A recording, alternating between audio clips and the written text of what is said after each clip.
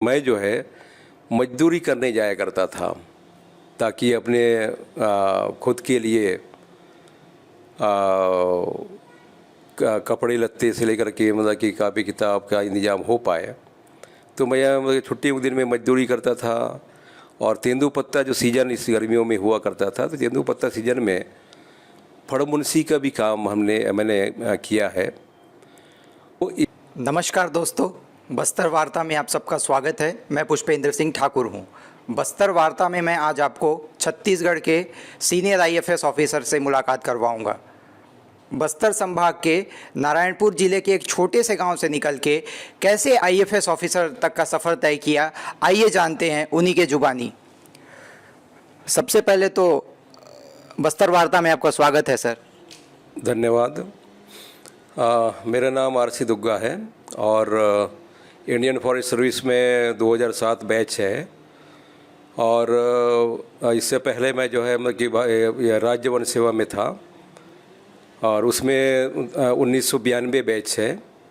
और इस तरह से मेरी सर्विस लगभग 30 साल की हो गई है। और मैं अपना संक्षिप्त परिचय बताना चाहूँगा अपने बारे में।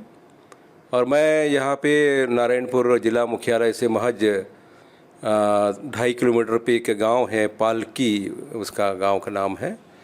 और वहाँ मेरा जन्म हुआ एक छोटा सा परिवार में, निर्धन परिवार में। और उसके बाद में जैसे बढ़ता गया, मेरे पिताजी का और माताजी का, परिवार का सबका काफ़ी बड़ा सहयोग रहा है। और गांव में ही प्राथमिक जो परीक्षा जो स्कूलिंग है गांव में हुई। उसके बाद में फिर मिडिल स्कूल पड़ोस के गांव है बिंजली, वहाँ से हुई। उसके बाद वहाँ से निकलने के बाद में नारायणपुर हाई स्कूल में 9वीं से लेकर के 11वीं, उस समय 11वीं तक का मतलब कि हमारा बोर्ड हुआ करता था, 11वीं बोर्ड हुआ करता था। तो ये मेरी पढ़ाई हुई। और इसके बाद में शुरू से ही कॉलेज पढ़ने का, मेरे पिताजी बचपन में ही मतलब मुझे काफ़ी प्रोत्साहित किया करते थे, क्योंकि मेरे पिताजी जो है अकेले थे। उनके नाम भाई आगे पीछे कोई भाई बहन नहीं थे। इसी कारण मेरे जो दादा थे उनको 8वीं तक पढ़ने के बाद में उनको पढ़ाई उन्होंने मतलब कि छुड़वा दिया था। और लेकिन उनके एक दोस्त थे, वो धीरे धीरे पढ़ते पढ़ते कॉलेजिंग किए। तो जब छुट्टी से वापस आया करते थे गांव में, उनका नाम स्वर्गीय बुधराम गार्डी जी था। और वो अक्सर बैठते थे और उसके बाद में पूछते, आपस में चर्चाएं करते रहे होंगे। तो मैं अब चूँकि छोटा था तो उनके साथ में रहते रहते अक्सर उनका ये कहना रहता था कि तुमको मैं तो पढ़ नहीं पाया, लेकिन मैं तुझे मतलब मुझे जो है एमए कराऊंगा, बीए कराऊंगा, एमए कराऊंगा, बीए कराऊंगा। उनको ये पता नहीं था कि एमए पहले आता है या फिर बीए पहले आता है, पर उनको इतना मतलब कि मालूम हो गया था कि कोई ऐसा होता है, कॉलेज होता है। तो उनका बचपन से ही इनका मतलब मोटिवेट करते थे, बोलते थे, अक्सर बोलते थे कि तुमको एमए पढ़ाऊँगा, बीए पढ़ाऊँगा, एमए पढ़ाऊँगा, बीए पढ़ाऊँगा। वो मेरे दिमाग में बिल्कुल इस तरह से बैठ गया, अवचेतन मन में बिल्कुल बैठ गया कि मुझे आगे पढ़ना है। और उसी हिसाब से मैंने पढ़ाई करी। और जब हाई स्कूलिंग के समय में अक्सर गर्मी की छुट्टियों में हम लोग जो मतलब कि मैं जो है मजदूरी करने जाया करता था ताकि अपने खुद के लिए कपड़े लत्ते से लेकर के मतलब कि कापी किताब का इंतज़ाम हो पाए। तो मैं मतलब छुट्टी के दिन में मजदूरी करता था। और तेंदुपत्ता जो सीज़न इस गर्मियों में हुआ करता था, तो तेंदुपत्ता सीज़न में फड़मुंशी का भी काम मैंने किया है। और ये इस तरह से दिमाग में लगा कि मतलब कि पढ़ने के बाद में और एक अच्छा लाइफ बन सकता है। ये दिमाग में बहुत ही बेहतरीन ढंग से मुझे उस समय ही नींव पड़ा हुआ था। यही कारण है कि जैसे ही मैट्रिकुलेशन हो गया, उसके बाद में उसी दौरान जो है मैंने मजदूरी करते करते ही एक कृषि कॉलेज में एडमिशन्स के लिए, मतलब कि ग्रेजुएशन के लिए पीएटी होता है, पीएटी के प्रवेश परीक्षा होता है। उसमें हमारे बैच में यहाँ पे जो नारायणपुर हाई स्कूल है उसमें लगभग 65 बच्चे थे, सब मतलब साथी थे। वो सभी को हमारे एक जो टीचर थे मिस्टर आर.बी. यादव और मेरे प्रिंसिपल थे जीएस मिश्रा साहब, वो दोनों ने बहुत मोटिवेट किए कि मतलब कि हर किसी को इसमें भागीदारी लेना चाहिए। तो मुझे इस तरह से कुछ भी आभास नहीं था, पता नहीं था कि इसमें प्रवेश लेने के लिए कुछ इस तरह कुछ होता है। तो इन महानुभावों के कारण से उसमें किसी तरह से फॉर्म भरे और उसके बाद में जगदलपुर सेंटर था, वहाँ पे परीक्षा दिया। और देने के बाद मैं भूल गया था कि मतलब कि मैंने कोई एंट्रेंस के लिए परीक्षा दिया है, क्योंकि तैयारी ठीक से हो नहीं पाई थी। लेकिन उससे पहले स्कूलिंग के जो कक्षाएं चल रही थी उस समय बहुत अच्छी पढ़ाई किया था, तो उसका मुझे वहाँ पे फ़ायदा मिला। तो उसके बाद में लेकिन भरोसा नहीं था कि मेरा जो सिलेक्शन होगा। लेकिन जब रिजल्ट आया तो मुझे मालूम था, पता हो गया कि मतलब कि केवल मेरा ही एग्रीकल्चर कॉलेज रायपुर के लिए सिलेक्शन हुआ है। तो उसे कॉल लेटर आया, और कॉल लेटर आया तो महज 3 या 4 दिन मेरे पास में समय था। उसके बाद में उसमें इंग्लिश में कॉल लेटर था, इंग्लिश उतना ज्ञान नहीं था उस समय कि उसमें क्या क्या मांग किया गया है प्रवेश के लिए। तो मेरे पास जो भी सर्टिफिकेट्स थे, जो भी चीज़ था, उस सब को लेकर के मैं जाने की सहमति हुआ।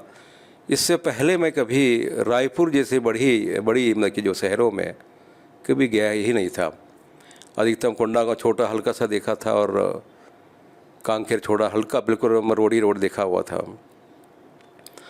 तो जाने के बाद में जाने से पहले मेरे पास में अब चूँकि मुझे कॉलेज पढ़ना था, तो जैसे कॉल लेटर आया उसके बाद में अब चूँकि इस तरह से पहले कभी मैं निकला नहीं था मैं यहाँ से, तो सारे परिवार के लोगों को इकट्ठा करने के बाद में मैंने उनके सामने अपनी बात रखी कि आप कुछ भी हो जाए मुझे पैसा चाहिए।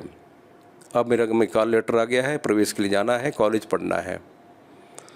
तो बहुत खुशी भी था, लेकिन बहुत मायूसी भी थी। मायूसी ये थी कि मतलब सारे लोगों ने मिलकर,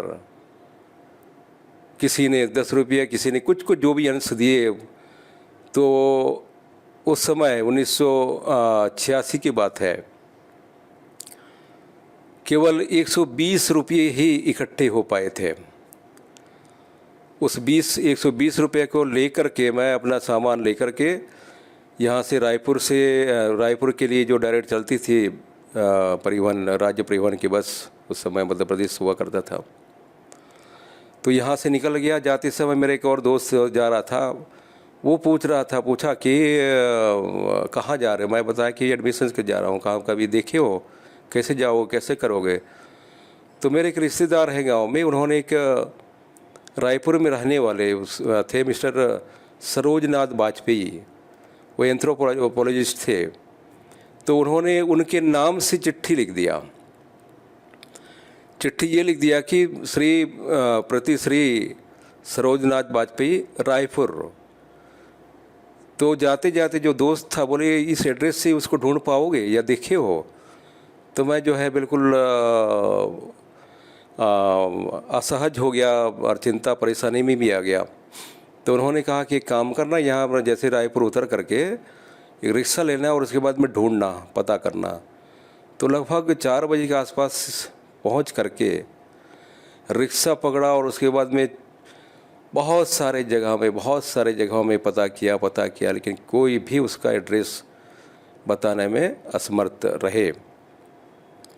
आखिरी में लगभग 7 बजे के आसपास एक जयराम टाकीज ज़माने में हुआ करता था रायपुर में, उसके बिल्कुल सामने में एक संगम एक होटल है, अभी तो नहीं है, अभी वहाँ चौड़ाई में करण कारण से उसको हटा दिया गया है। तो वहाँ पे गया, वहाँ पे आखिरी उम्मीद था, शायद ऐसा लग रहा था कि वहाँ गया। उसके बाद में उसका जो रिसेप्शनिस्ट थे उनसे पूछा, क्या इस नाम को जानते हो क्या? तो मैंने कहा हमला कि नहीं, मुझे पता नहीं है। नहीं, उन्होंने ये कहा कि मतलब किस नाम का आदमी को नहीं जानता हूँ, परंतु उनके एक सामने ही उनका दोस्त था।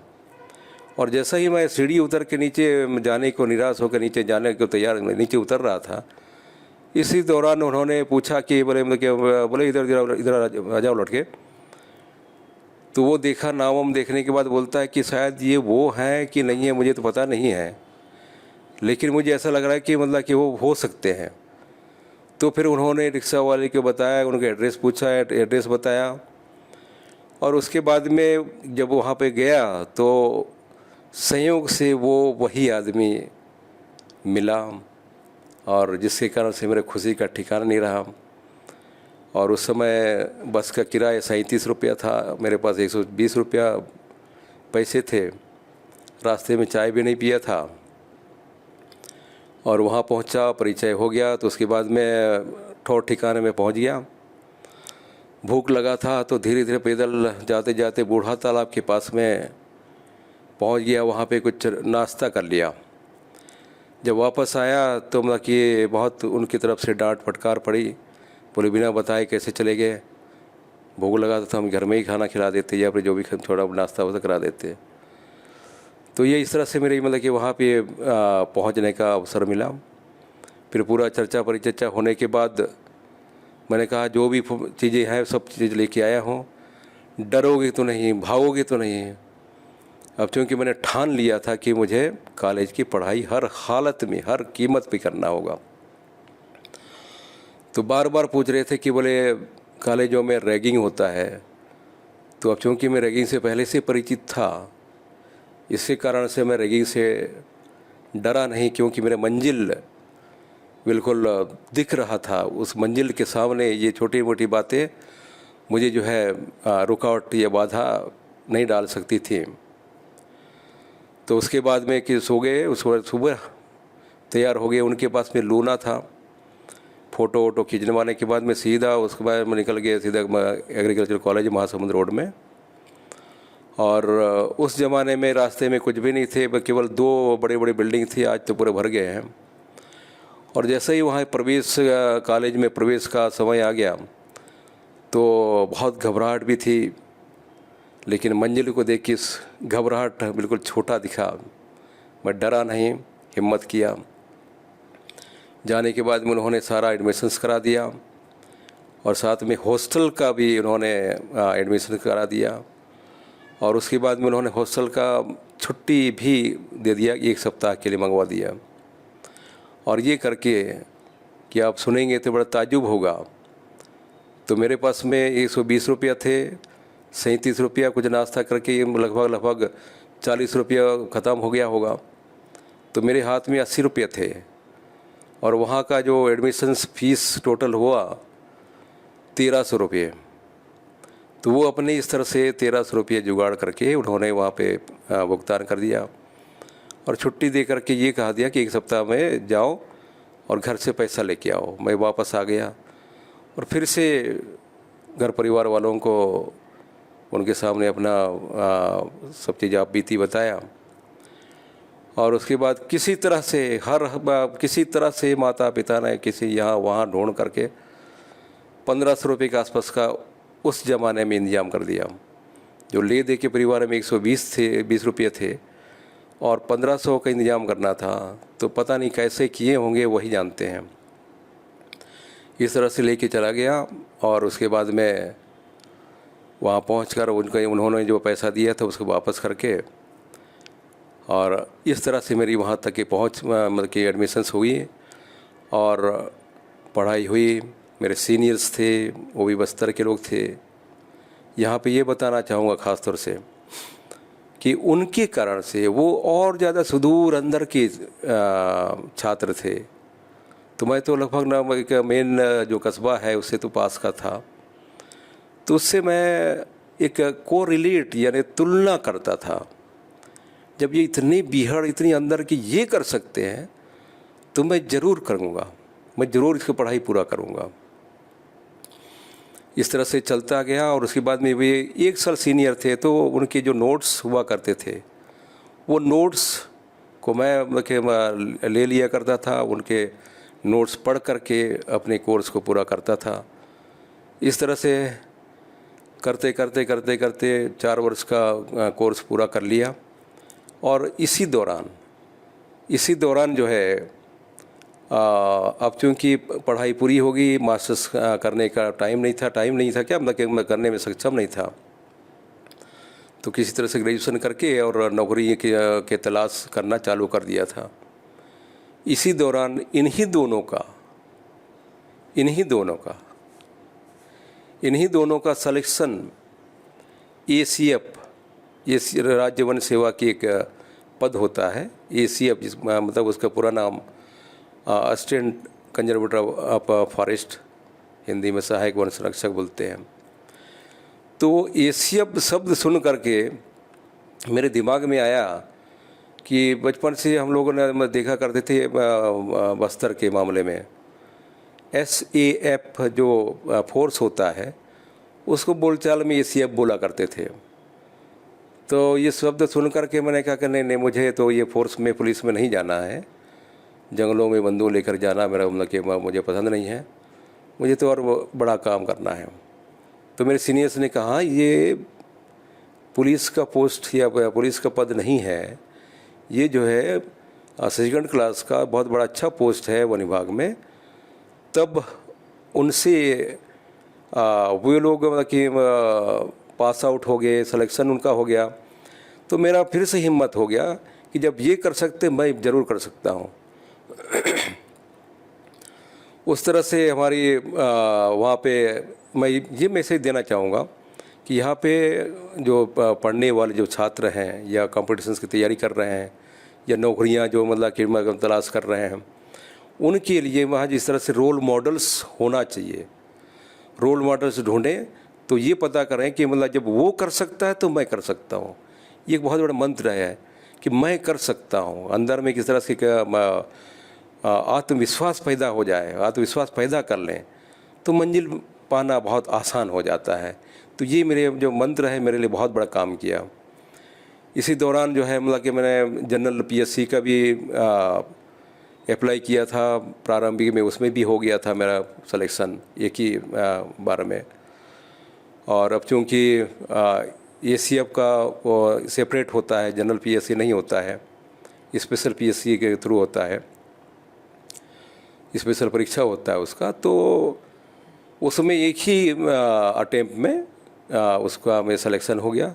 अब चूँकि सिलेक्शन हो गया और उसके बाद सारा चिरकॉल नोटिस आ गए, तो वो जनरल PSC को छोड़ करके मैं इस पद पे आगे की तैयारी कर लिया, कार्रवाई किया। आपने बताया कि जो ACF में उस समय सिलेक्शन हुआ था, 2 और आपके सीनियर्स का, क्या जो साथ में एग्रीकल्चर में जो सीनियर थे उन्हीं का सिलेक्शन हुआ था क्या? हाँ, वो एग्रीकल्चर कॉलेज में जो मेरे सीनियर थे, 1 साल सीनियर जो थे, आज उनका नाम है कृष्णा राम बढ़ाई जी हैं, वही भानु प्रतापपुर से काफ़ी अंदर के रहने वाले हैं। और दूसरा जो है GS प्रधान जी थे, अभी वो नहीं है, वो स्वर्गीय हो गए हैं। वो यहाँ पे चिंगनार बड़े डोंगर के पास में एक काफ़ी अंदर बहुत भीड़ एरिया है, तो वहाँ के रहने वाले थे। तो ये काफ़ी मतलब कि मेरे मोटिवेटर रहे इस मसले में कि उस पद में जाने के लिए। State forest service ACF ranger की जो ट्रेनिंग्स के बारे में, काफ़ी अच्छी ट्रेनिंग्स होती है ऐसा बताया जाता है। IAS की तरह भारत दर्शन का टूर होता है, 18 महीने की ट्रेनिंग होती है छत्तीसगढ़ राज्य के बाहर। उसकी जो स्मृतियों के बारे में थोड़ा बताइए। हाँ, ये इसमें जो है हमारे पूरे देश में 2 ही ऐसे कॉलेज हैं जिसमें सहायक वन संरक्षकों का ट्रेनिंग होता है। एक देहरादून है और दूसरा कोयम्बटूर है। तो मेरा जो है मतलब किस नियुक्ति हुई ट्रेनिंग के लिए वो था Dehradun, state forest service college Dehradun. तो वहाँ पे 2 साल का कोर्स होता है हम लोगों का, डिप्लोमा कोर्स होता है। तो वो 2 साल का मैंने कोर्स किया वहाँ मतलब कि पहुँचने के बाद में, और उसमें नियमित रूप से बिल्कुल अनुशासन और जिस तरह से पुलिस की ट्रेनिंग जैसा होती है लगभग उसी तरह का ट्रेनिंग हम लोगों का होता है। क्लासेस होते हैं, पढ़ाई होती है, मतलब कि प्रैक्टिकल्स होते हैं। और देश के विभिन्न क्षेत्रों में जहाँ जहाँ हमारे जो फॉरेस्ट के जो गतिविधियाँ होती हैं उनको टूर के दौरान, इसको स्टडी टूर बोलते हैं, और वहाँ पे टूर के दौरान हम लोग वहाँ पे जाते हैं और अलग अलग क्षेत्रों में, नॉर्थ में जाते हैं और साउथ में जाते हैं, वेस्ट में, ईस्ट में, सभी जगह जाना होता है। तो पहले से तय किया जाता है कहाँ कहाँ क्या क्या मतलब कि जो है मैं उनको जो है जा कर के वहाँ सीखना है प्रैक्टिकली जा कर के। इस तरह से लगभग मेरा उत्तर पूर्वी राज्यों को छोड़ करके पूरे देश और कश्मीर को छोड़ करके बाकी पूरे देश के विभिन्न हिस्सों में भ्रमण हुआ और स्टडी टूर हुआ। सर, कैसे सोचा कि अधिकारी बनना है? करियर में और भी कई सारे प्रोफेशन हैं, लेकिन आपने फॉरेस्ट विभाग में एसीएफ को ही क्यों चुना? कुछ इंटरेस्ट था यहाँ के जो पशुओं में, वनौषधियों में, या फिर कुछ ऐसा होगा, बताइए। हाँ, निश्चित रूप से इसमें एक मोड़ है। जैसा कि मैंने बताया कि मैं मजदूरी करने जाया करता था, तो और उससे पहले मैं जो है तेंदुपत्ता का जो फड़मुंशी हुआ करता था। इस दौरान तेंदुपत्ता का फड़मुंशी रहने के कारण से मेरा यहाँ पे अफसरों से बीच बीच में ऐसी तरह से मुलाकात हुआ करता था, रिपोर्टिंग करना होता ट्रेनिंग के दौरान। तो लगता था कि मुझे कि कुछ ऐसा अफसर बनना चाहिए, क्योंकि उस ज़माने में एक रेंज अफसर जो हुआ करते थे उनका भी काफ़ी बड़ा क्रेज हुआ करता था। उनके पास में मतलब कि मोटरसाइकिल गाड़ियाँ भी थी, उनकी लाइफ स्टाइल भी काफ़ी अच्छा हुआ करता था। तो वो उससे काफ़ी एक प्रभाव पड़ा कि ऐसा होना चाहिए, ऐसा बनना चाहिए, और अगर ऐसा मतलब कि बन जाते हैं तो उसके बाद में बड़ा अच्छा लाइफ अच्छा रहेगा और जंगलों की सेवा तो कर लेंगे। और अब चूँकि गांव का रहने वाला हूं और गांव के पास में हम लोग मैं पूरा ये जो दैनिक चीज़ों के बारे में, जिसमें जलाऊ लकड़ी से लेकर के सारे जो भी दातुन पान दोना दातुन से लेकर के जो भी वनोपज वगैरह है, वो सारे कलेक्शंस में मैं स्वयं भी जाया करता था। तो इसलिए उस चीज़ से बड़ा भारी लगाव भी पैदा हुआ था और तेंदुपत्ता में काम करते करते अफसरों से मतलब कि रूबरू हुआ करता था। तो लगता था कि मुझे जो है मतलब इसी तरह के अफसर बनना चाहिए, ऐसा बड़ा अफसर बनना चाहिए। तो वो दिमाग में गया और संयोग से जो एग्रीकल्चर कॉलेज में मेरे जो सीनियर्स थे वो इसी विभाग के इसी पद पे सहायक वन संरक्षक जो पद है उसमें वो लोग सिलेक्शन हो गए। तो उससे इतना मतलब कि प्रेरणा होगी कि मतलब ये कर सकते तो मैं तो ज़रूर कर दूँगा। तो इस तरह से मतलब कि वहाँ पे मेरा जो लक्ष्य था, जो इस दिशा में जाना था, वो इस तरह से प्रशस्त हो गया। लेकिन इससे पहले मेरा जो है प्रशासनिक सेवा में जाने का भी काफ़ी मन था और इसी कारण से मैंने जनरल पीएससी दिया था। और फॉरेस्ट में अगर नहीं होता तो मैं निश्चित रूप से उसमें भी मेरा सिलेक्शन हो जाता। अब चूँकि इससे पहले मैं विभाग में हुए एसीएफ के रूप में, तो मैं उधर चला गया। एसीएफ एग्ज़ाम्स की तैयारी कैसे की, इसके बारे में थोड़ा बताएंगे?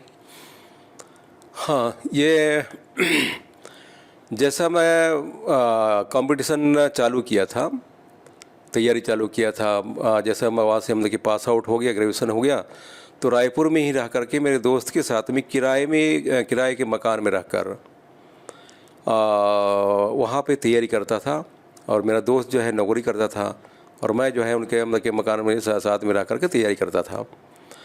जब समय आ गया, 5 पेपर थे, तो उसके बाद में जो है सबका बहुत अच्छा तैयारी किया था।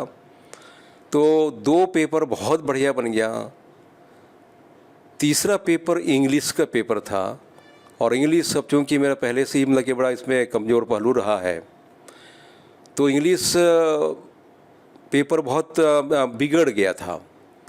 तो मैं जो है मेरा जो एडमिशन जो कराए थे श्री वाजपेयी जी, उनके पास में फिर पहुंच गया सलाह लेने के लिए, क्योंकि मेरे साथ बहुत सारे साथी उज्जैन जा रहे थे। वहाँ पे ऑयल फेड का कुछ पद निकला हुआ था, उसमें जाने के लिए। तो मैं उनके पास में गया और उसके बाद में पूछा कि कौन सा ट्रेन में जाना चाहिए और कहाँ रुकना चाहिए, आपकी कोई वहाँ पे कुछ कुछ मदद हो सकती है।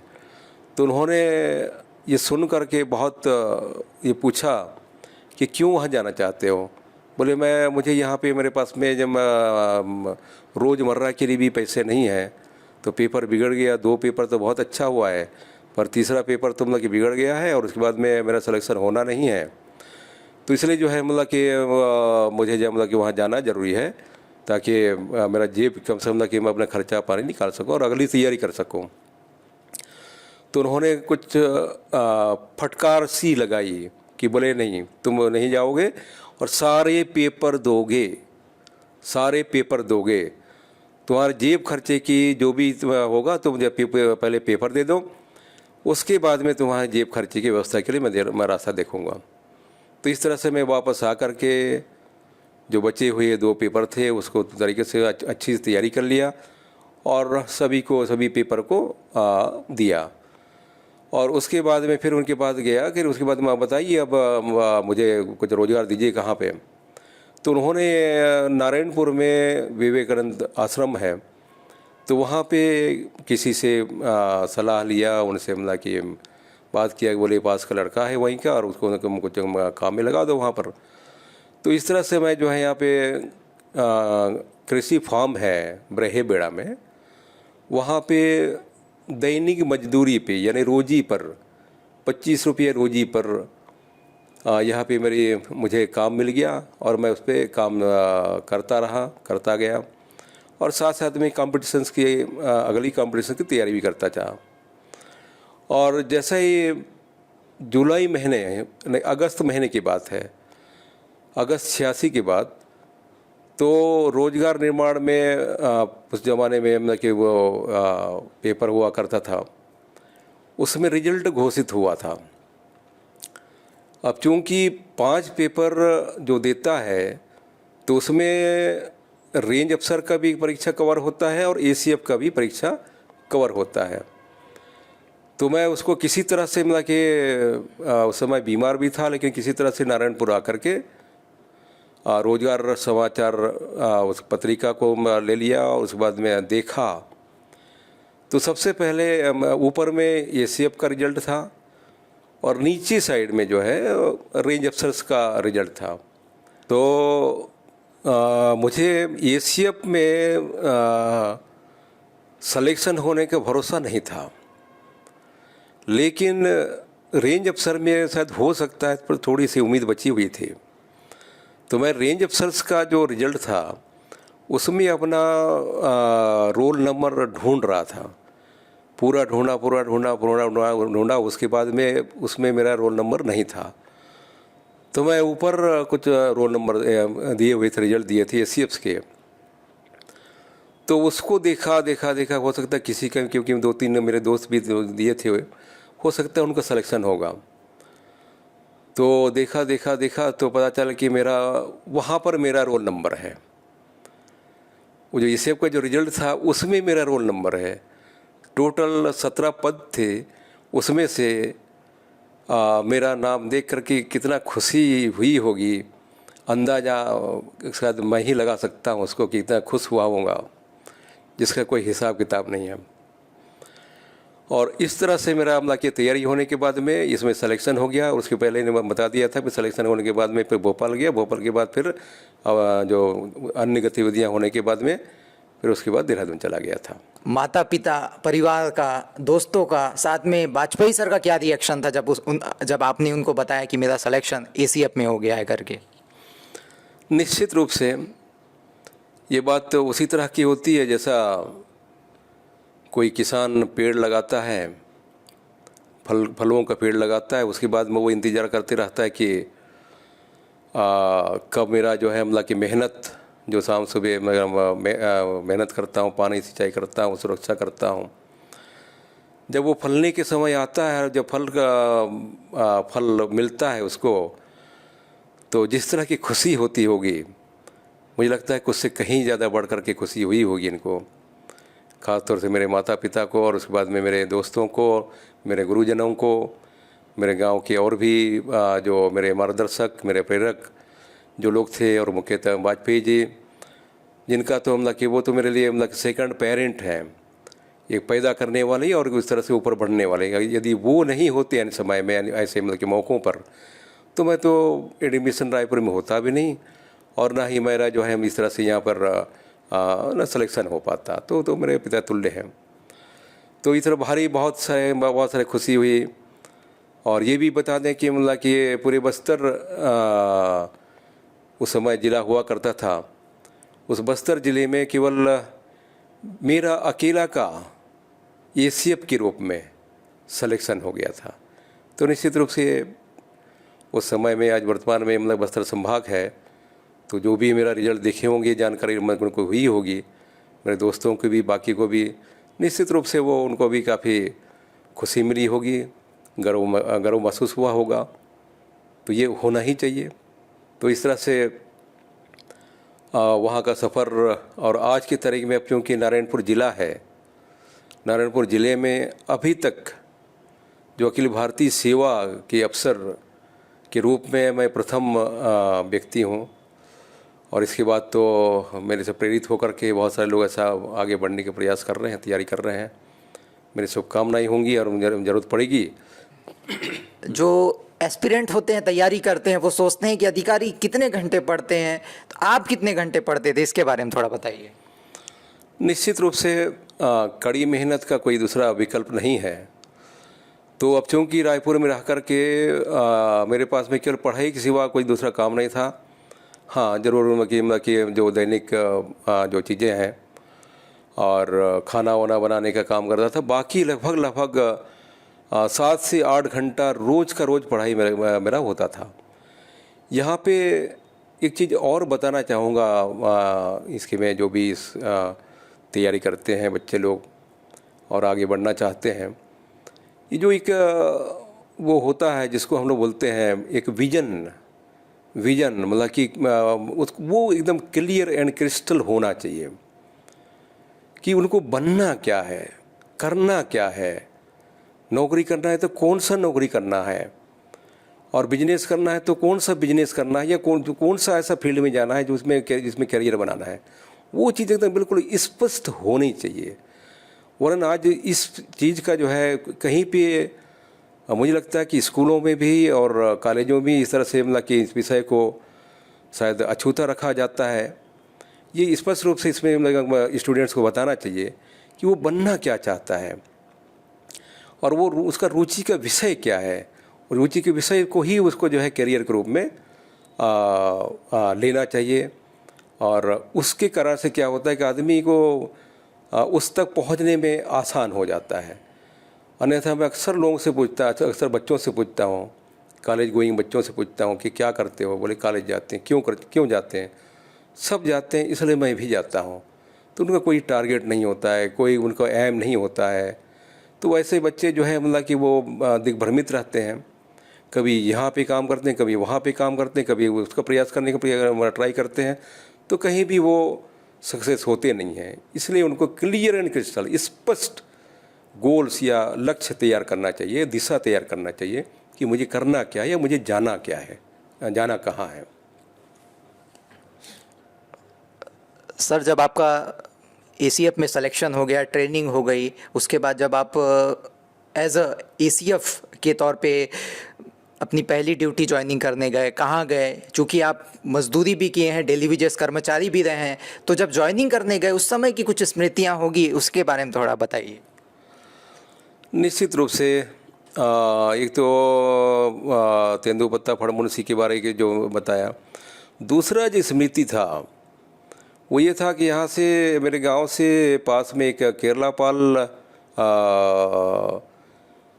नर्सरी है उद्यान विभाग का, उसमें भी मैंने मजदूरी करने छुट्टियों के समय में जाया करता था। वहाँ जो एक अफसर थे मिस्टर वर्मा, और वो उनके साथ में 2-3 लोग उनके घर में काम करने वाले थे और उनके सहयोग के लिए। और एक दिन मैंने देखा कि वो नाश्ता कर रहे थे। नाश्ता में संभवतः हमें बिल्कुल मुझे याद है कि वो पूड़ी सब्जी खा रहे थे नाश्ते में। तो वो देख कर के ऐसा लगा कि मतलब कि वाह क्या बात है, अफसर बनने से यहाँ पे इतने सारे मतलब की सुविधाएं हैं और नाश्ते भी खाने मिलते हैं। हम तो नाश्ते भी खाते नहीं थे, तो नाश्ते भी मिलता है। अफसर को इस तरह से मतलब कि यहाँ पे सम्मान किया जाता है। तो ये ज़िंदगी बड़ा अच्छा है। तो इसलिए छोटा मोटा नहीं करना है तो बड़ा अफसर बनना चाहिए, बड़ा अधिकारी बनना है। तो वहाँ से इस तरह से मतलब कि मेरी नींव पड़ती गई है। और दूसरा महत्वपूर्ण बात था, उसका जो घर के निवास में नेम प्लेट था। नेम प्लेट में उन्होंने लिखा था नाम के नीचे में बीएससी कृषि। तो अब चूँकि मेरे जो हाई स्कूलिंग है वो कृषि से था, कृषि से मेरा हाई स्कूलिंग था, तो वो बड़ा मोटिवेट किया कि मतलब बीएससी कृषि तो ये कर सकता है। तो मैं कल्पना करता था कि मेरा नाम ऊपर होगा और उसके नीचे में जो बीएससी कृषि मेरा भी वैसा होगा। तो वो भी एक इस दिशा में जाने के बहुत बड़े एक मोटिवेशन का कारण मैं समझता हूँ। आप फॉरेस्ट विभाग में फड़ मुंशी से आईएफएस अफसर हैं अभी। ऐसा कौन सा काम है या ऐसी कौन सी स्मृति है जो आपको अब सेटिस्फाइड करता है, इसके बारे में थोड़ा बताइए। हाँ, जैसा कि वहाँ से देहरादून से ट्रेनिंग होके वापस आ गए तो फील्ड में भी परिवीक्षा अवधि बोलते हैं इसको, ये हम लोगों का 1.5 साल का हुआ करता था उस समय में। 1.5 साल में फिर विभिन्न चीज़ों गतिविधियों को सीखना पड़ता। फील्ड में जो काम होते हैं, जैसे कि रेंज अफसर के रूप में भी काम मैंने किया 6 महीना, और उसके बाद डिपोज में कैसे में काम करते हैं, उसका मेंटेनेंस कैसे करते हैं, कैसा रिकॉर्डिंग कर किया जाता है, वो सब ये करने के बाद में जब ये कंप्लीट परिवीक्षा कंप्लीट हुई और तब शासन ने उसको उसके बाद में मेरी नियुक्ति उप वन मंडलाधिकारी भोपालपट्टनम बीजापुर वन मंडल के नाम से पहली पोस्टिंग हुई थी। और वहाँ पे जाने के बाद में ऐसा मेरा दोस्त है यहाँ पे नारायणपुर में, हम लोग मोटरसाइकिल में यहाँ से अपना एक जो भी ज़रूरी सामान था उसको लेकर के बीजापुर के लिए रवाना हुए। और जैसे रास्ते में मिलता गया तो वो मेरे दोस्त जो थे बोलते थे कि ऐसा लग रहा है कि हम सीमा बॉर्डर में जा रहे हैं युद्ध लड़ाई लड़ने के लिए, ऐसा कुछ लग रहा है। तो जैसे जैसे हम लगे बढ़ते गए उसके बाद में एक भैरमगढ़ पड़ता है बीजापुर डिवीज़न का, और वहाँ पे सारे अधिकारी और डीएफओ सभी मेरे अफसर से वहाँ पे थे। तो वहाँ पे जाकर के पहली मुलाकात हुई शाम के समय में। और वहाँ पर मेरी परीक्षा जैसी थी, रेंज अफसर या कुछ साथी लोग बोले पहली वहाँ पोस्टिंग हुई है, वहाँ इतना दूर कैसे जाओगे, कैसे रहोगे? तो वहाँ तो बड़ा बड़ा मच्छर रहता है, बिजली नहीं रहता है और लाइट नहीं रहता है, और उसके बाद में बहुत दूर है, कैसे करोगे? मैंने कहा कि वहाँ पे यदि आदमी नाम का कोई प्राणी रहता है तो निश्चित रूप से मैं जा कर के वहाँ पे बड़ा बड़ा मच्छर वच्छर को मैं जो है सामना कर सकता हूँ। यदि वो वहाँ पे रह के सर्वाइव कर सकते हैं, जीवित रह सकते हैं आदमी जो है, इंसान जो है, तो मैं ज़रूर कर सकता हूँ। तो मुझे मालूम था, तो मालूम हो गया था कि मेरा मुख्यालय भोपालपट्टनम है। तो मैंने फैसला किया कि मुझे वहाँ पर मुख्यालय में ही निवास करना है, वहीं रहना है। इससे पहले जो भी अधिकारी रहते थे बीजापुर में रहते थे और वहाँ पे बहुत कम रहते थे, लेकिन मैंने फैसला किया था कि मुझे जो है भोपालपट्टनम में ही रहना है। उसके बाद वहाँ रहने के बाद काम चालू किया, और जाने के बाद मतलब कि बहुत सारे मतलब कि ऐसे चुनौतियाँ थी वहाँ पर जिसको मैंने सामना किया। इससे पहले अब चूँकि ठीक से मतलब कि मैं समझता हूँ अच्छे अफसर या फिर कर्मचारी ठीक से वहाँ रहते नहीं थे, इस कारण से हमारा जो वानिकी काम है, जो वन विभाग के जो काम है, वो काफ़ी प्रभावित हुआ करता था। और चोरियाँ भी होती थी, यहाँ तक चोरियाँ कि वो दूसरे प्रदेशों में मतलब कि वहाँ से मतलब कि वनोपज जाया करता था। एक उस तरह से बहुत बड़ा चुनौती था कि उसको कैसा रोका जाए, कैसे कंट्रोल की नियंत्रण किया जाए। तो धीरे धीरे करते करते करते जो है मतलब कि वहाँ सारे लोगों को, अब चूँकि मैं वहाँ रहना चालू कर दिया, इसलिए वहाँ जो भी मेरे अमले थे, जो स्टाफ थे, वो भी काफ़ी सक्रिय हो गए कि ये अफसर आ गए हैं तो मतलब उनके हिसाब से चलना होगा, उस हिसाब से काम करना होगा। तो वहाँ पे बड़ी बड़ी हमने कार्रवाइयाँ करी। एक ऐसा मतलब कि इंटरनेशनल लेवल का मतलब कि वहाँ पर उस ज़माने में क्रेशर मशीन था जो अवैध था, उसको जब्त करने में कामयाब रहा। तो उसके जो मालिक थे वो पहली बार वहाँ जैसे पता चला कि पहली बार जो है वो रोया है, क्योंकि मैंने कि मतलब कि बिल्कुल बहुत सारे मतलब कि वहाँ बीच का रास्ता निकालने की बातें किया करते थे, तो मैंने बीच का रास्ता ना करके सीधा कार्रवाई के लिए कार्रवाई किया और उससे पूरा क्षेत्र में दहशत पैदा हो गया। जो भी अवैध जो कारोबार करते थे वो सारे लोग बहुत सतर्क हो गए। फिर भी और बहुत सारे छापेमारी, बहुत सारे मतलब के जो है अवैध गतिविधियाँ उसमें कंट्रोल करने में बहुत काम किया। इसी में एक अंतर्राज्यीय एक गिरोह भी था जो फर्नीचर्स का काम करता था और स्थानीय लोगों में स्तर पर भी, और दूसरा महाराष्ट्र और तेलंगाना या उस ज़माने में आंध्र प्रदेश था, उधर तक वो उनका सप्लाई था। वो किसी तरह से हम लोग मुखबिर से के थ्रू हमको गए और उसके बाद में वहाँ पे काम किए। उसके बाद जब्ती हुई तो पता चला कि दूर दूर तक इतना दहशत हो गया कि अवैध जो भी अवैध करने के वाले काम करने वालों पर काफ़ी नियंत्रण हो गया। बाद में तो ये भी मालूम हो गया कि कोई अपने उपयोग करने के लिए सागौन के कुछ लकड़ियों को चिरान करने की तैयारी में थे। वो लगभग 5-7 फीट नीचे गाड़ के रखे हुए थे ताकि कब कहाँ पे इनका टीम आ जाए उसके बाद में उनको जो है कार्रवाई किया जाए। तो ये इस तरह से बड़ी एक उपलब्धि थी जो इससे पहले कभी समझते हो काफ़ी समयों से अवधि से वहाँ पे हुआ नहीं था।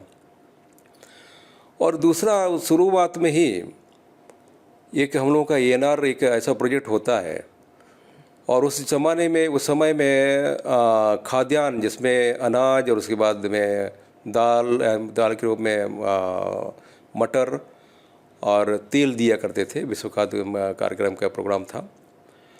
तो वहाँ पे 300 हेक्टेयर्स का मतलब कि एरिया हमको मिला और वो इतना बीहड़, इतना मतलब कि नक्सली गतिविधियों हेतु तो बिल्कुल बहुत ही संवेदनशील, अति संवेदनशील एरिया में। अब चूँकि रेंज अफसर उस ज़माने के जो मेरे रेंज अफसर थे बुजुर्ग थे और उनको ठीक से काम आता भी नहीं था, तो मैं स्वयं ठान लिया, जो मेरा इसकी स्टाफ था उसके साथ में पूरा 300 हेक्टेयर्स का सर्वे किया।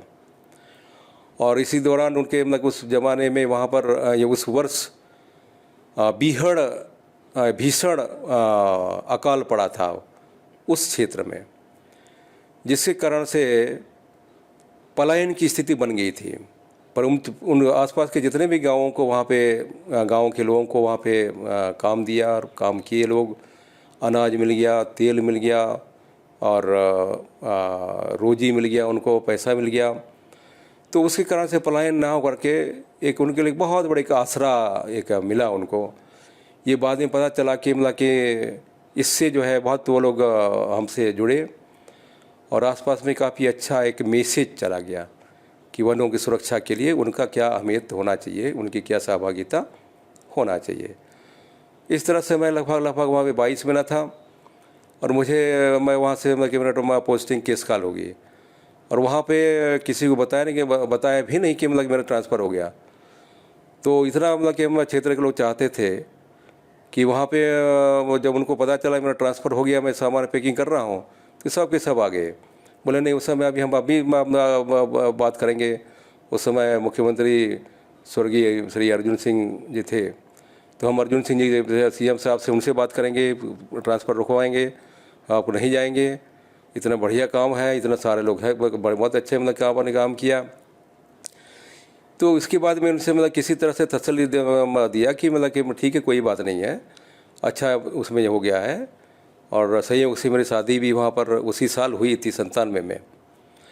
तो शादी हुई, उसके बाद मेरे मिसेज जो बोले कि नहीं मुझे यहाँ रहना नहीं है, तो यहाँ पे लाइट रहता नहीं है, इतना मतलब गर्मी है, मतलब बहुत तो चारों तरफ हवा नहीं चलता है, तो यहाँ पे मुझे नहीं रहना है। तो मुझे ट्रांसफ़र हो गया। तो मतलब किस तरह बनाने में कामयाब हुआ कि अच्छी जगह ट्रांसफ़र हो गया है और उसके बाद निश्चित रूप से प्रमोशन के बाद दोबारा इस क्षेत्र में ज़रूर आऊँगा।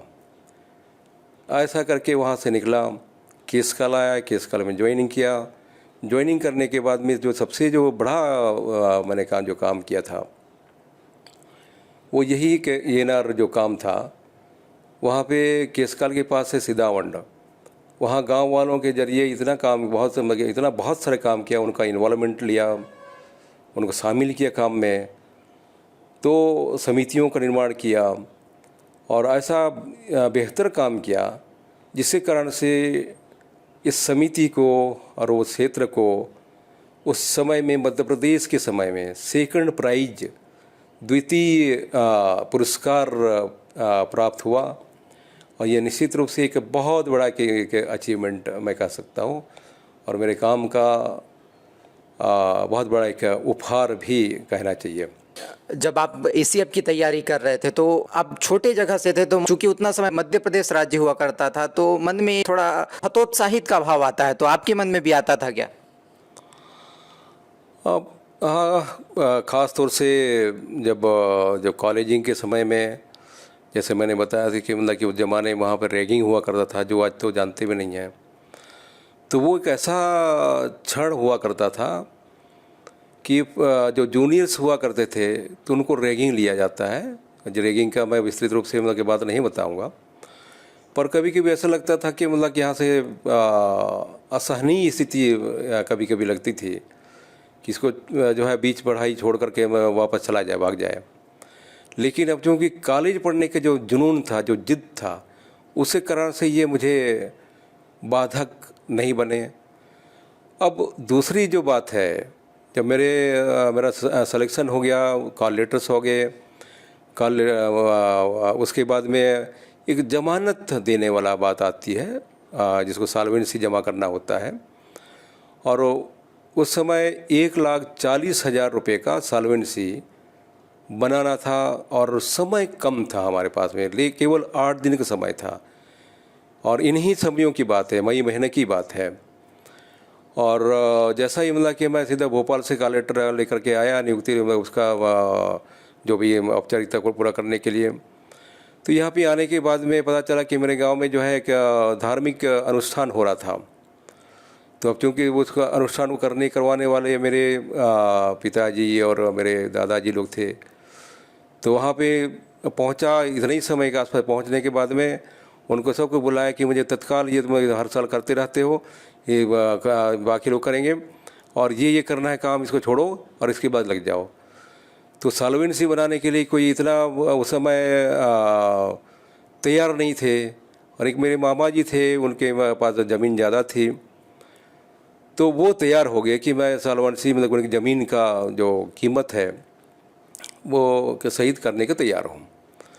तो पटवारी के पास में गए, उसमें जो कागजात बनाने के लिए, वैल्यूएशन के लिए, वो ज़मीन के वैल्यूएशन के लिए। पटवारी कहीं छुट्टी में था, 2 दिन के बाद आया। उसके बाद में फिर किसी तरह से उन्होंने मतलब कि पटवारी ने बनाया। इस तरह से आगे बढ़ते मतलब कि चले गए। और उस समय यहाँ पे एक प्रोबेशनर IAS अफसर थे जो अनुविभागीय अधिकारी के रूप में कार्य करते थे। और उनके पास हम जा कर के निवेदन किया कि भाई ये सॉल्वेंसी बनाना है, समय हमारे पास कम है। तो वो बोले कि 1 लाख से ऊपर का है तो सॉल्वेंसी मेरे कार्य क्षेत्र का नहीं है, सीधा कलेक्टर ही बना सकते हैं। तो इस तरह से मतलब उनको किसी तरह से ले जा कर के मतलब कि पटवारी आ गए तो नायब तहसीलदार नहीं है, नायब तहसीलदार हैं तो तहसीलदार नहीं है। तो इस तरह से बहुत ही ज़्यादा संघर्ष करते करते आखिर जगदलपुर पहुंच गया। वहाँ पे कलेक्टर उस समय में हुआ करते थे व्यास सर, और उनके पास में रात में अपने पूरे सारे 5-6 अपने जो पेरेंट्स हैं उनको लेके चला गया और रात में ही मिला, उनके निवास पे रात में ही मिला। और जब मिलने के बाद में रिक्वेस्ट किया कि सॉल्वेंसी बनाना है और उसके बाद में जो है मुझे तत्काल चाहिए। तो वो बोले, मैंने उनका ये भी निवेदन किया कि मतलब कि मेरा आपके ज़िले का मैं पहला आदमी हूँ जो यहाँ पे सिलेक्शन मेरा हुआ है इस साल में, और इसलिए जो है मतलब कि बहुत बिहार और आदिवासी मतलब समाज से जुड़ा हुआ हूँ। तो मुझे जल्द अर्जेंट ही मतलब कि मुझे जो है मतलब कि सॉल्वेंसी दिया जाए। तो कलेक्टर साहब बोले कि सॉल्वेंसी इतना जल्दी नहीं बनता है। सॉल्वेंसी जैसे आपने मतलब कि लाए हैं, ऊपर कागजात बनेगा, रजिस्टर्ड होगा, फिर उसका वैल्यूएशन करने के लिए, चेक करने के लिए वापस जाएगा, और लगभग 1 महीने का ऐसा समय लगता है। तो मैं फिर भी मतलब कि मैं अपनी तरफ से रिक्वेस्ट किया उनको। रिक्वेस्ट करने के कारण से बोले मान गए बाद में, ठीक है तुम कल आप इस टाइम पहुंच जाओ। तो मैं वहाँ पे सुबह तैयार हो गए, बिना नाश्ता चाय पानी किए वगैरह मैं समय से पहले पहुंच गया अपने पेरेंट्स के साथ में। उनके रीडर से डिटेल्स सारी चीज़ें बताया, बताने के बाद उन्होंने पूरा तैयार कर लिया था। और सालविन सी किसी तरह से मतलब कि वो पुटअप हुई। पुटअप होने के बाद में साहब आए, अब क्योंकि मतलब कि रात में ही मिल चुका था, तो आते ही मेरा प्रकरण को देख करके उन्होंने उसमें हस्ताक्षर किए और वो रीडर के जरिए मुझे मतलब कि मिल गया। तो मैं जैसे ही मतलब कि मिल गया, उस दिन नाश्ता खाना भी नहीं खाया था। तो मेरे पेरेंट्स को बोला, वहीं पे मैं बोला कि आप आराम से जाओ और बस मिलेगा तो आज चल देना, नहीं तो कल आराम से चल देना, लेकिन मैं अभी निकलता हूँ। तो अभी निकलता हूँ तो बाद मतलब कि मैं सीधा आज की तारीख में लाल बाग के पास में महाराणा प्रताप चौक है, वहाँ पे पहुँच गया। पहुँचने के बाद में गाड़ियों का इंतज़ार करता रहा। तो उस समय में गाड़ियाँ चलती नहीं थी, बहुत कम चलती थी, बसें भी बहुत कम चलती थी। तो किसी तरह से शाम को 4 बजे के आसपास मुझे ट्रक मिल गया। ट्रक से मैं कोंडागांव तक आया। कोंडागांव में आने के बाद में माननीय मंगलराम उसेंडी जी जो विधायक थे, उनके सुपुत्र अशोक उसेंडी मेरे सीनियर स्कूलिंग में रहे हैं, उनके पास गया। जाने के बाद में बोले कल शाम तक, मतलब कल शाम तक जो है वहाँ पे भोपाल में सालवेंसी जमा करना ज़रूरी था, अगर कार्लिन टाइम तक अगर नहीं होता तो मतलब कि मेरा जो है नौकरी चली जा सकती थी।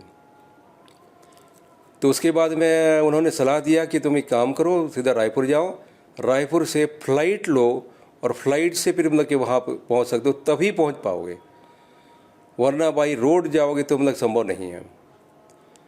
तो इस तरह से उनकी सलाह पर मैं गया और वाजपेयी जी के पास ही पहुंच गया। अब चूँकि समय फ़ोन वोन का तो ज़माना था नहीं, तो सीधा सुबह अर्ली मॉर्निंग पहुंच गया। उसके बाद में जैसे पहुंचने के बाद उन्होंने कहा कि मतलब कि तुम आराम करो, सब काम हमने हो गया है। वहाँ पे मतलब कि वो जो वन मंत्री हैं मध्य प्रदेश में भोपाल में, तो वो सबसे हमने मतलब बता दिया है, अब आराम से जाओ शाम के ट्रेन में और दिन भर आराम करो। तो मैंने उस तरह से दिन भर आराम किया। उसके बाद मेरे शाम का ट्रेन में चला गया और इस तरह से मतलब कि वहाँ पे अब क्योंकि उस दिन जमा ना करके सेकंड दिन भी जमा करना था, इस तरह से वहाँ गया। तब मुझे काफ़ी सुकून मिला कि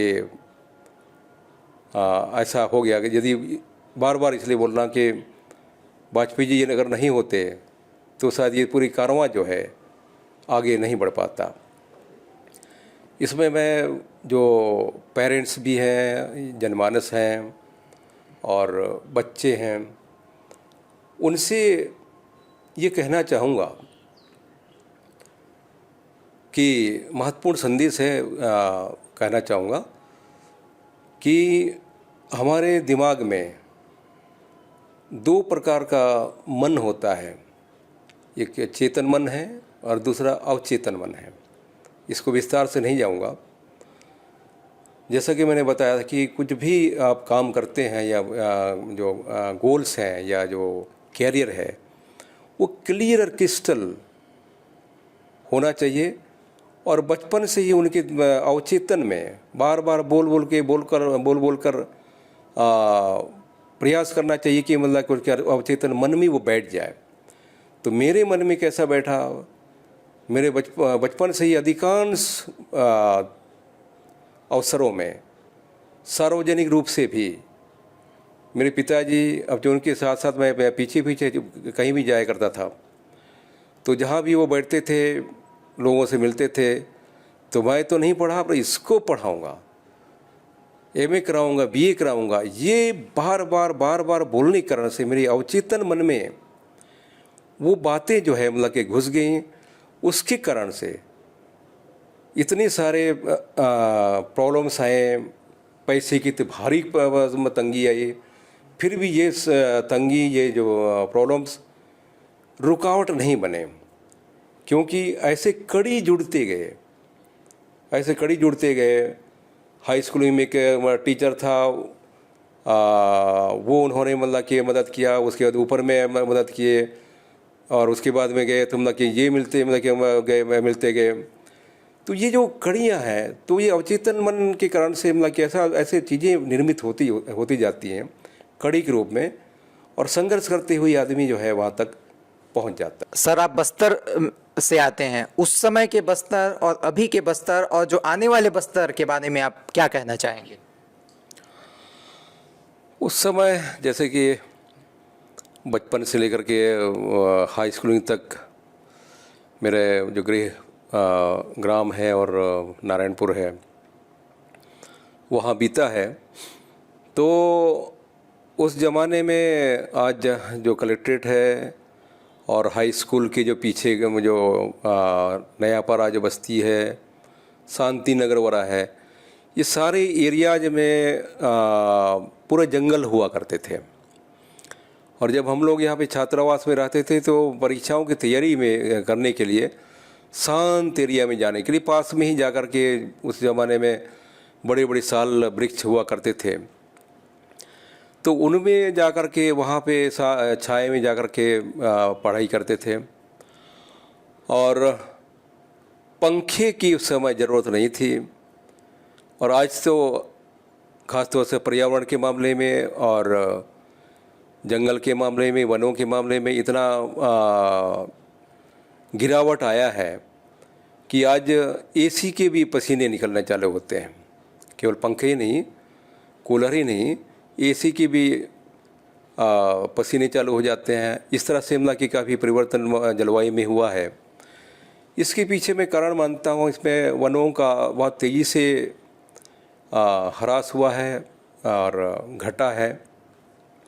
इसके पीछे बहुत सारे कारण हैं, और जिसमें नक्सली गतिविधियां भी एक बहुत बड़े कारण है, जिस कारण से मतलब नियंत्रण और प्रबंधन करने में काफ़ी दिक्कतें हो रही हैं। और दूसरा, आबादी का भी काफ़ी विस्तार हुआ है। और जिला नारायणपुर जिला बनने के बाद तो फिर बहुत तीव्र गति से, बल्कि काफ़ी गति से यहाँ का विकास हो रहा है।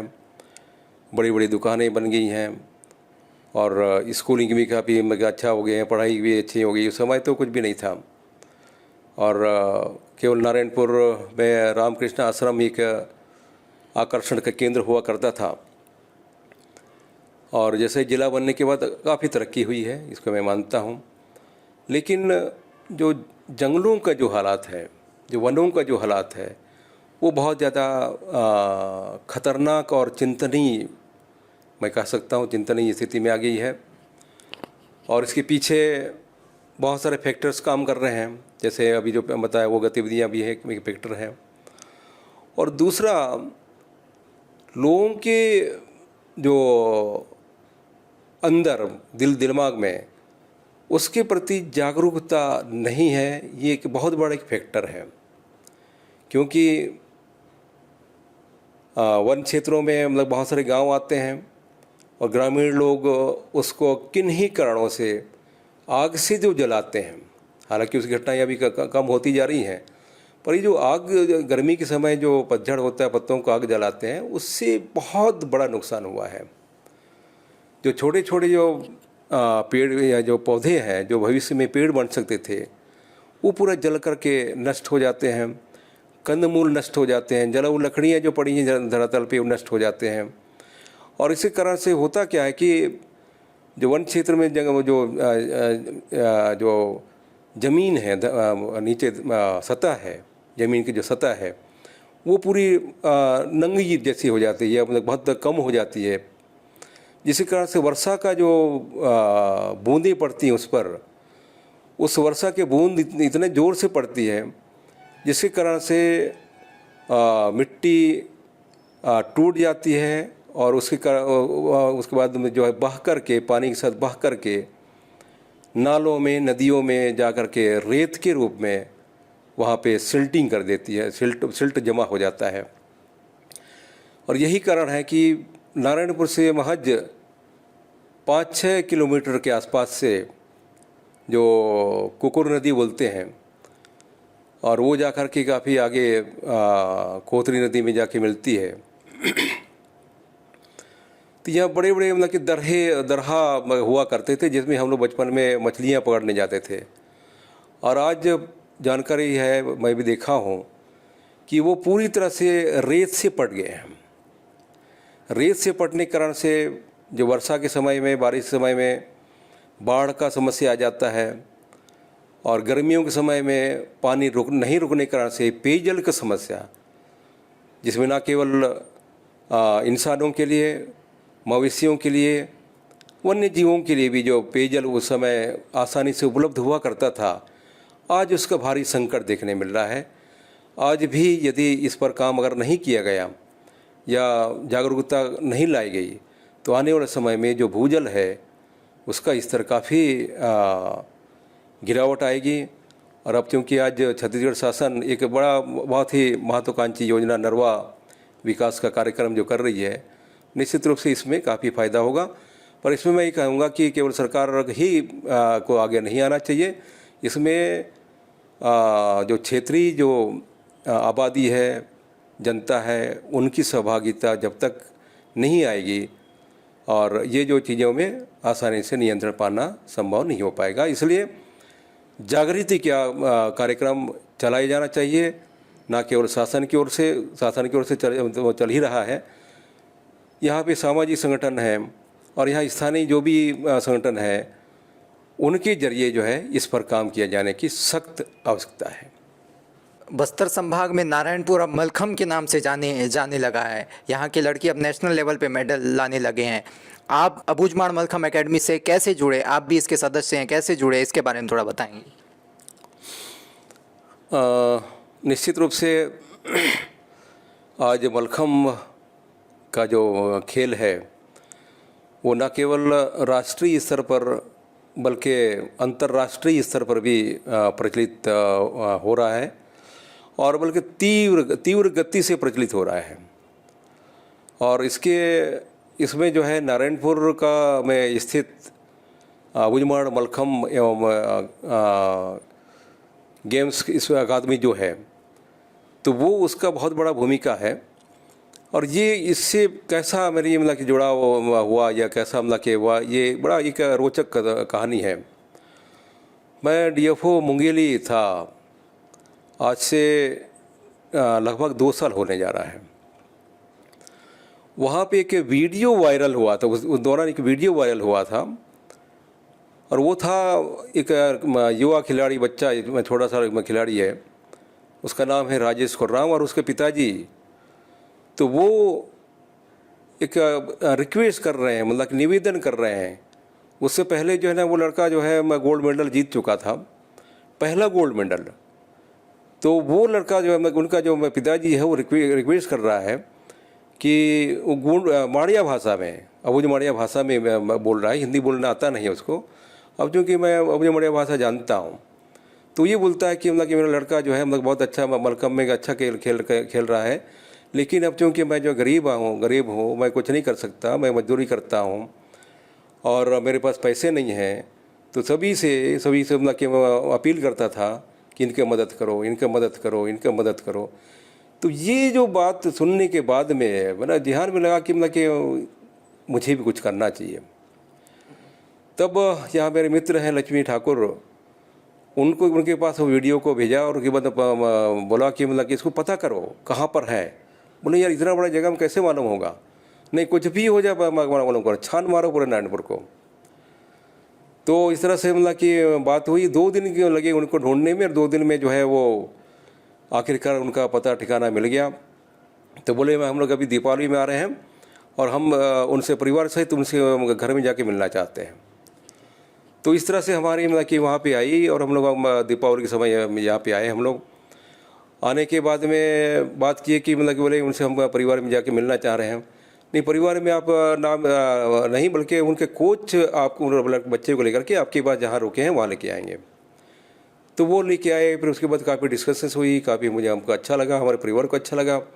लगभग 2 घंटे तक चर्चाएँ हुई और तब से लेकर के मैं यहाँ पे उनको मार्गदर्शन करता हूँ, कुछ प्रेरित करता हूँ और उसके बाद से यहाँ पे उस अकादमी से इनडायरेक्ट रूप से जुड़ा हुआ हूँ।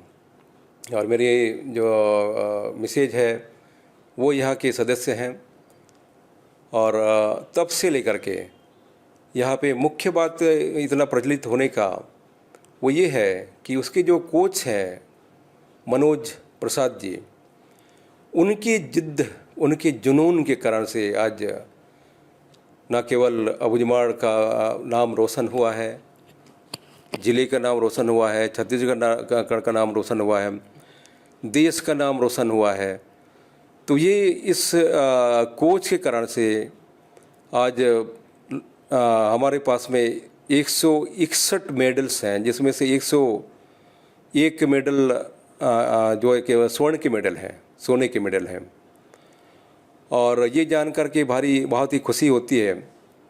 और हमारा दो खिलाड़ी अभी कुछ समय पहले मुंबई में आयोजित हुई राष्ट्रीय हैंड स्टैंड एक प्रतियोगिता होता है, उसमें अभी तक का जो रिकॉर्ड था, कई वर्षों का रिकॉर्ड को उन्होंने तोड़ते हुए नया रिकॉर्ड स्थापित किया।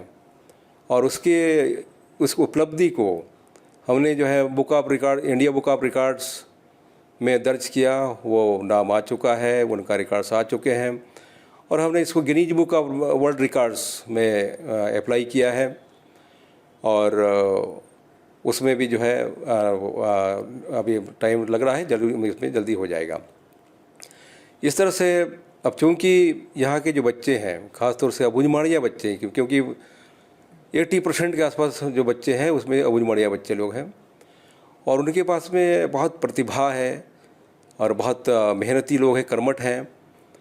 और जैसा उनको जो बोलते हैं वो करके दिखाते हैं। तो मुझे बहुत उम्मीद है कि भविष्य में भी न केवल भारत या नेशनल लेवल पर, आज नेशनल जो टीम अपना नेशनल टीम तो है ही है, और वर्ल्ड लेवल पर जो है ये वर्ल्ड लेवल की टीम इनकी मेहनत से और हम सब लोगों के प्रेरणा प्रोत्साहन से बनेगा, इसे मैं कामना करता हूँ।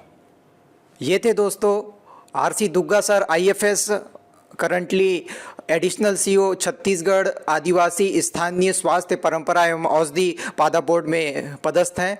इन्होंने कैसे मजदूर से आईएफएस अफसर तक का सफ़र तय किया, इन्होंने विस्तृत तौर पे बताया। यदि आपको वीडियो अच्छा लगता है तो लाइक, शेयर, सब्सक्राइब करना ना भूलिए। धन्यवाद।